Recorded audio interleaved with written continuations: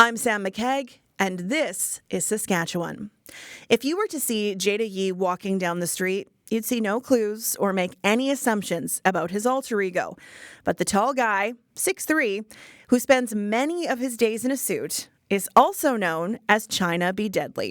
Chyna is a drag queen based in the Queen City, the name a blend of his Chinese and Indigenous heritage. You might assume because he's a drag queen that he's gay. He's not. He's straight and married with 4 kids.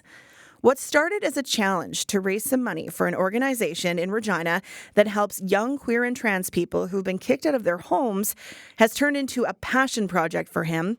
2 of his kids are trans.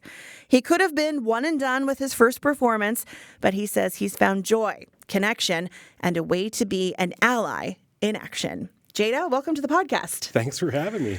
Tell me about the moment you agreed to put on a dress and a wig and full drag makeup and dance in front of a room full of strangers. What did you think you had gotten yourself into?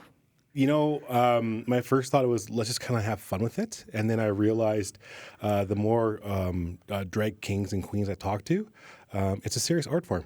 And so I kind of changed my mind frame to, I'm like, well, I'm not going to be doing like this sexy kind of striptease dance, but I'm going to actually give it that respect.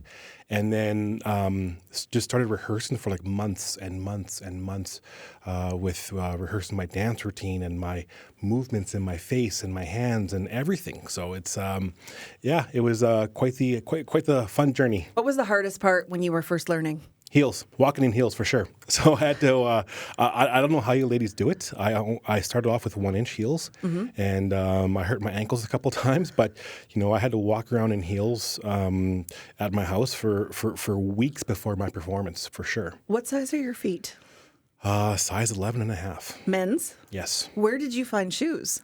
Oh, well, my mentors, Katie Harry and Flamingo, there's websites you can find for drag queens that it's all online, and they have big platform and, drag heels. Cool. Yeah. How many pairs do you have now? 2. Okay, let's get into your motivation. Sure. Lulu's Lodge is a great organization. Absolutely. But this was more than just raising money for you. Tell me about your kids. Oh, my kids are amazing. My kids, I say that my kids saved my life. Back when I was a young adult, I was a high school dropout. I was, really just kind of floating around life, not knowing where to go. And I had a child very early, and my child gave me purpose in life. And so I said, whatever I do, I'm going to be this kid's role model. So I better do something positive. So I went back to put myself through university as a mature student, got my certificate and diploma, and all the way up to my master's in business. And I'm like my children are my life, and everything I want to do is to show them that they're loved and appreciated. And I try to see things through their eyes. That's what makes me a better person. 2 of your kids are trans. Yes. When did they share that with you? So the oldest, her name is Jill now, and she revealed herself. And I always say reveal because when I was talking to the community, they said, we don't come out because we were never in. So we reveal ourselves. And I was like, that's amazing. So my oldest revealed herself late in life when she was about 20. And, it was a conversation that my wife had with me. And, when it came, to the realization that I have a daughter, I wanted how to be a better ally. I always thought that I had that respect, but I always wanted to make sure that how can I go extra? How can I make sure that my daughter knows that I got her back? And so I put myself into kind of support. I was in different kind of support groups for parents as to how can I be a better ally, but a better parent. And it was just for me, it was just a great moment. But I talked to her and I said, how long have you thought about this? And they expressed ever since she could remember. And so I realized, and through my support groups, when you're two-spirit, you're born that way, right? Mm-hmm. Your brain comes pre-programmed. It's like a computer. And so I was like, yeah, that makes perfect sense to me, right? And so I wanted to make sure that as a parent, I wanted to make sure that she knows that I got her back. And then it was a couple of years later when my second, she's a twin, or he was a twin, and he expressed that he has these, he believes that he's a male as well, and his entire life up until 13, I just knew. Really? Oh, absolutely, yeah. He was always a tomboy. He was always the, his twin is a diva, and he was always just a tomboy. And so when he said, I'm like, yeah, it's about time, But I wanted to give him that respect to come out on his own, to reveal himself on his own. And so I said, okay, well, let's kind of get you started, right? Was it something that you saw because you had a different lens because of your daughter, and you were like, okay, that's fine, Yep. moving on? Did it change your relationship with your kids? I think it got better, actually. Yeah, I think it got better because it allowed me to really be more open with them. Growing up, being a macho male, right? There's language in there that I used. It's like, don't act like a girl, right? It was demeaning. I don't use that no more, right? And so, and I always tell them they're my heroes. It takes a tremendous amount of courage to reveal yourself, to live your true, authentic self at that age, but also in this type of environment. Has it opened up communication in a way that you maybe have better communication with your kids than maybe some of your friends do with their children? I believe so, yeah. I believe so. I think with me kind of doing drag, I take joy in looking in the crowd and just seeing just the facial expressions on my kids. And just, I don't see anyone else. I just see me and my kids, and I just see, and my transgender son. He's very quiet. He's very just, shut down. But when he sees me in drag, he opens up, and he's got this big smile, and I feel like he's truly happy when he sees his dad doing drag. What does your wife think about this?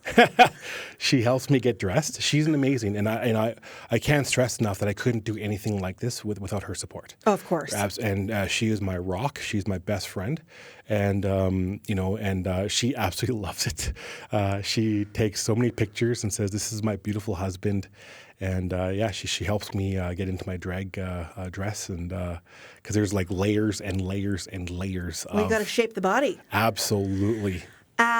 What are your buddies, the ones that you grew up with, who maybe use those words and use that language? What do they think of you being a drag queen? To be quite honest, I think that they, when I did this, eyebrows were definitely raised, but they know who I was, and I've always wanted to be a person that always stood up for the little person. And I think they just said this is something that just Jada just does. And but with drag, I use it I always see myself as a bridge builder, right? And so whether that's through my work with reconciliation in business, or now I use it between putting two communities together, the two-spirit and the non-two-spirit. And I bring a lot of people that may seem uncomfortable, but by the end of the show, they're loving it. And they're like, I had no idea this was. And I think because education breaks down barriers, and now we got more allies. What did you learn as you leaned into becoming Chyna? What did I learn? I learned that the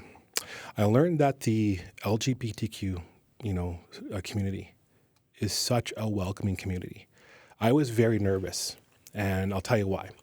So in my line of work as Indigenous, if I'm being very honest here, I always have, we're always kind of dealt with the pretend Indians, right? And the white knights that say, I'm here to save you.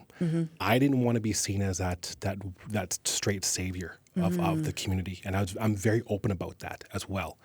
But they were very welcoming and saying, no, like, you're a part of us. And because I think they saw something different in me than the other performers, where I actually took this very serious, because when I listened to them and I heard them saying they take this extremely serious. Sometimes this is people's lives. They do drag 24/7, right? And it's an absolute performance art form. And so I took that to heart. And so I wanted to make sure that I did it justice. So learning that the community is so welcoming, and I just absolutely loved it. There are so many people who've done the Walk the Walk fundraiser, Yes. which is, it takes local celebrities, puts them into drag, puts them into show, raises money for Lulu's Lodge. But no one else stays. Did you feel awkward being that lone straight person in the queer community that stayed? No, because it was actually supposed to be one and done. But I will share a beautiful moment backstage after Walk the Walk. One of the drag queens came up to me, and she was crying, and she said, "I wish you were my dad." And I thought, and it was just like so emotional. And then afterwards, the group came up to me and they said, "You should continue doing this because you're really good at this." And I was like, and I said, "I don't know if I can do this." They said, No. Like, you're a queen. You should be a part of this. And that's the reason why I continue to do it, because I actually got permission. Like, I felt like I got validated by them. And I was like, okay, I'll do it. So what does Pride Month mean to you now? Pride Month means, for me, it's about, raising awareness, bringing in more allies, but also raising much needed funds, but also showing up. I don't think of it as 1 month.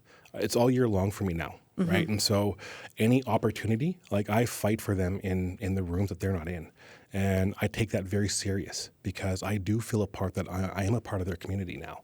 And so it's like I got to use my kind of straight privilege to be their advocate. When did you know that Chyna was going to be your thing? When did you know, I've nailed her personality and I'm just going to build it from here? It's so, I say this, and anyone that's on drag will understand this, but when you see yourself the very first time in drag and it doesn't look like you, but you hear you, and for some reason you take on this persona. And so for me, it was just natural. I took on this big anti-energy vibe, and that's what Chyna is. Like, she's just like this big, lovable energy. How does she talk? I don't know if I can do it now, but it's like, "Oh, girl." You're like, "I'm not in hair and makeup, Sam. No, Don't make me I do gotta it." get hair and makeup before she comes out. You have a very boisterous personality. How is Chyna an extension of you? It's me, but the volume turned up to like level 10. Okay. That's what she is. Okay. How would you describe how you feel now when you perform versus that first performance in 2023? Well, I definitely feel more confident in my abilities, and I'm always pushing. So the first couple of ones, I wanted to take it slow, and I did ballads. Now, like my last show, I did like a huge dance routine, which people said I chose the hardest dance routine, but I wanted to show that, I always kind of go over the top where it's like I wanted to show something. So it's like now I wanted to flip it on them, saying I'm not going to do ballads. I'm going to do a dance routine, and I'm going to do the hardest one, and I'm going to rock it. How much prep went into that dance routine? Oh, heels? In heels, yes. In heels in my garage over 2 months for just like 4.5 minutes. Did your neighbors just hear that song on repeat? Most likely, because it was blasted. Absolutely. So They never want to hear Lady Gaga again. No, after Saturday nights, I have not, and I do never want to hear that song again. What has Chyna given you that you didn't know you needed or wanted? Chyna has just, really given me more confidence, really, in everything that I do. I wasn't always like this, right? And so even 2 years ago, I wasn't this boisterous. Yes, I was in boardrooms and stuff like that, but I wasn't. I felt like now that I have Chyna, now it's like taking a megaphone and just saying, "Here I am. This is what I believe in," right? And I feel like in today's political climate, I need to do that. What advice would you have for people who say they're an ally or they want to be an ally, but they haven't done anything other than saying so? Or is that enough? Well, as my mom would say, get a mitt and get in the game, right? I think, you need to be active here. And it's great that you want to celebrate pride and you believe in pride, but I think what the community needs now more than ever is voices. Voices of the cis and the straight to say, we don't believe in these policies that politicians are making that negatively impact not only the community, but it jeopardizes the lives of our youth. What is next for Chyna B Deadly? Ooh, great question. Well, I think Chyna B Deadly, you're going to see more performances. Walk the Walk.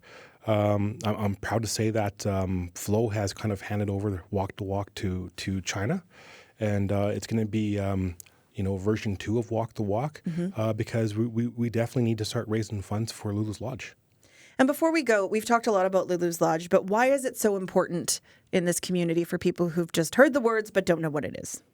For Lulu's Lodge, I think it's important because you've got, you look at it from a trans person's point of view, and when they're transitioning, it's such a pivotal time in their life, and for them to feel abandoned, right, to have no resources and for no one.